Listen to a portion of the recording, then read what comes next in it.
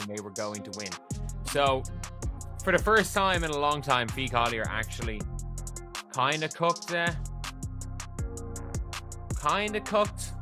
Angel Reese. When Angel Reese hit the court, reality struck back with greater force.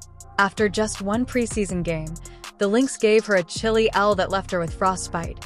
Defense rushed, shots clanked, and somewhere amid the confusion, Angel's self-assurance packed a bag. Was it nerves alone? Did the WNBA simply say, "Welcome, rookie. Now have a seat"? In any case, we can't stop watching, even though it's not the beginning she had in mind. What went wrong? Let's dissect it.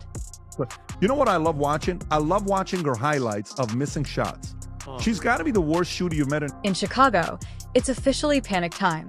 Well, the future fan club at least has Angel Reese. Angel Reese may want to see whether her crown is still covered by warranty after 2 preseason games that resembled a clumsy high school tryout more than the start of a WNBA rookie season, because Reese is merely attempting to find the rim without drawing a foul or giving Camila Cardoso a rebound, while Caitlin Clark is out here idly breaking ankles and draining logo threes as if it were a warm-up. Warning. Spoilers, she is losing both. For instance, before a game or after a game or during practice for real, you rarely ever hear from Angel Reese. And my question is why? Why don't you like to talk basketball, Angel? Is it because you miss so many layups, you're so bad? Let us be brutally truthful. The simplest way to characterize Angel Reese's preseason performance is as generously disappointing. She shot 2 for 8 from the field and gave up a pitiful 10 points against the Lynx. Yes, 2 buckets in 25 minutes. That equates to 1 basket for 12.5 minutes spent on the court. If that rate keeps up, juice boxes should be distributed to encourage participation, since this is not the dominance. Fans were assured cool if you're a shooting guard, 3 rebounds. However, when you are the purported painter, it's awkward when your own teammate, who just arrived, outboards you because you're a bully. We got to talk about Angel Reese missing out on these press conferences all the time. What is this really about? Here's a girl, right, who loves to be in everybody's face, loves to be on front center, right? Always on TikTok, always on Instagram, always on YouTube with her podcast, but never during press conferences before a game or after a game or during practice for real. You rarely ever hear from Angel Reese. And my question is why? Why don't you like to talk basketball, Angel? Is it because you miss so many layups, you're so bad at basketball for real? Caitlin Clark, meanwhile, is experiencing something very different. She made her preseason debut with a bang, as if she believed it to be the finals, drilling threes, dropping dimes, and operating the court as if she were paying rent in a game that ended before Angel Reese could receive a 4th foul. Her team, the Indiana Fever, scored 108 points, while Reese was still figuring out how to blend in. Clark was planning the attack like an experienced veteran, off-ball decoy, and fervent supporter. Wait a minute. Correct me if I'm wrong here. I thought Angel Reese was responsible for elevating the WNBA dump. I thought Angel Reese was responsible for taking the dump and turning it into an unmonetizable turd. Now, to her credit, it is a nicely polished turd. It almost looks appealing. Almost. Of course, it's still not appealing enough to generate profit, but I guess the WNBA is taking baby steps. I mean, what's one more year of multi-million-dollar losses? I thought Angel Reese was the star of stars, the icon of icons. That's what the mainstream media keeps telling me. Headline at Forbes from last month: how Angel Reese and A'ja Wilson are leading the WNBA's growth. However, the real kicker is this. Cardoso, Camila the other rookie in the sky, the one who isn't the main character that every 3 days, Reebok advertisements or appearances on podcast circuits Cardoso silently. She's slipping into that role ahead with ease and strength. 13 points, 9 rebounds, plus a ton of other stuff that makes me feel bored. Pardon me, Angel. The rebounds that were formerly Reese's main source of income are now being grabbed by her. However, Cardoso is now doing buying for groceries, preparing meals, and still having leftovers, and the check is stuck with Reese. Angel Reese is smooth 6'3". And jump like that, grab him, rim, and dunk him. Let's be honest, that's bounce for a girl. That's bounce. Now, some of y'all are probably wondering why I said she could dunk. I mean, obviously, Shorty can't dunk now. We see the game. She barely get off the ground. She get like an inch off the ground. Anyway, the reason for that is she had a big injury in her leg a long time ago. Now she has a metal rod in her leg. Let's add this up. As if she's been doing this for years. Caitlin is sailing into the WNBA regular season, illuminating scoreboards and forcing defenders to consider their life decisions alternatively. Angel having trouble figuring out how to shoot 25% from the field every time she touches the ball without the fans moaning. Now, as though Reese wasn't already sobering from the preseason, the league dared to wait for it. Schedule the Sky's season opener versus Caitlin Clark's obsession with Indiana. Our showdown is on Saturday. Been anticipating it's a heavyweight fight, but one side has been using a punching bag for preparation, and the other has simply been punching air. The rivalry of the decade was meant to be Caitlin versus Angel. You wonder why you have the least amount of fans showing up in attendance at your games. That all has something to do with it. You're not relatable. You're not likable. People only hear from you when you showing half off, your body, or you're showing off what you're wearing, right? Trying to make a fashion statement. You're showing off your new weave. It's so unbelievable. You're showing off your new lashes, right?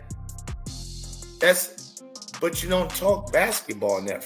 Not only is it awful, but it's starting to seem personal. Reese must be experiencing it. Picture yourself becoming excited as the future generations face, just to have your own comrades demonstrate what true paint dominance looks like. Reese used to indulge in such well-chosen layups during her undergraduate years, but Cardoso is treating them as though they were buffet samples. However, this is no longer LSU, and participation medals are not given out by the WNBA to Cardoso's efficiency. Positioning and hustle are evident. I have the basics, but you may have the followers. You can be sure that Reese is aware of it. She is witnessing Caitlin Clark emerge as the most talked about player in the league. Player for the night, she is witnessing Cardoso transform into the internal anchor of the Sky. She's caught in the midst, too. According to Forbes, Angel Reese is arguably the biggest star in the WNBA because she has more social media followers than everyone else. But like I say all the time, popularity on social media, that does not equate to the main. Not to mention what occurs when Caitlin begins using one-legged fadeaways to destroy the Sky defense while Reese is being benched after receiving 2 minor infractions in the first 5 minutes. The ingredients are all there for Saturday's contest. Of a reality check, Angel Reese enters this game with a chip on her shoulder, and Caitlin Clark is about to put on a clinic. Bear the weight of a news conference, not the healthy sort of chip. Either, but in other words, I'm overcompensating because things aren't going as planned. IT nearly sounds lyrical. The rivalry was based on magazine covers, collegiate buzz, as well as Instagram tales. However, in professional sports, decisions are made regarding pick and roll shifts, court spacing. Additionally, you should actually make your shots. Caitlin's transformation has been as fluid as a piano that has been practiced. Folks, the Chicago Sky Game 1 of the preseason was underway last night. Angel Reese looked pretty good, but we're going to get into that momentarily. On the negative side, Angel Reese fans, LSU fans, all of you who tell us, oh my God, what a big superstar. One must wonder what the squad is contemplating at the moment. Yes, it's likely that the marketing team is still sharing glamorous photos of Reese. In addition to Sky Blue, the coaching staff, it sounds like they're having a lot of late-night meetings about the starting lineup. For example, on Saturday, Reese needs a miracle. She must appear and remind everyone knows why she was the most well-known figure in women's collegiate basketball the previous season. However, if her preseason performance is any guide, she might be completely humiliated by Caitlin Clark, not simply outplayed, because the one thing Clark has: consistency, something Reese lacks at the moment. Every night, Caitlin delivers it. She adds drama, angeled a couple missed layups, and if Cardoso is feeling giving, perhaps a few rebounds. This is no longer the preseason. Coming season, can we know how you felt about your play out there? You're 2 for 8. Can we know how you feel about your new role, supposedly being a point forward? Ain't no damn point forward. A point forward is a person that actually create shots for others, easy buckets for others. That's what a point guard. Caitlin Clark don't just pass the ball down to Leah Boston and she turn around and make a layup and get an assist. She don't just get those kind of assists where she really didn't have nothing to do with getting Camila Cardoso or one of her players an easy basket. She not getting nobody no easy baskets. It's all off the execution of the play. Whether somebody cut back door and she make a good pass. She can make good passes, but a point forward is somebody who actually orchestrates the offense. Wait until the opening tip if you thought Angel Reese's script couldn't get any messier. Saturday, because this is an audition, not just a game, not for a shoe sale, not for influence on Instagram, but for true legitimacy in court. Reese is currently entering that audition with 2 flat notes, a malfunctioning microphone, and a performer who has just realized that the spotlight burns when you haven't practiced before she has ever participated in a real game. Caitlin Clark is essentially the WNBA's main event, with good reason. Her basketball IQ is off the charts. She enters arenas as if she owns the lease. She dies missiles with precise guidance, her choice of shots, well-planned mayhem that nevertheless always manages to work. So I think it's time to finally, end the argument. End the argument that there is any sort of other needle mover that is even remotely close to Caitlin Clark in the WNBA. And again, the reason why we've got Hailey Van Lith up is because it was Hailey Van Lith's return as well as Angel Reese's return. Angel was not the only person. They had 2 players returning. However, right now in Carver, there are no tickets left for under $200. Let's now discuss body language. INA Flash. Reese's in-game persona has transformed from a self-assured queen to a bewildered mallwalker. Halfway through the second quarter, she's giving teammates the side eye, appearing worn out and basically acting like someone who, against their choice, was forced into a pickup game. All the while, Cardoso is out here idly catching rebounds, making setbacks seem like layup drills is her birthright. When fans are already discussing rotational, something is wrong. Changes, and the WNBA season isn't even underway yet. The Presso, they're circling like sharks at a banquet that serves everything.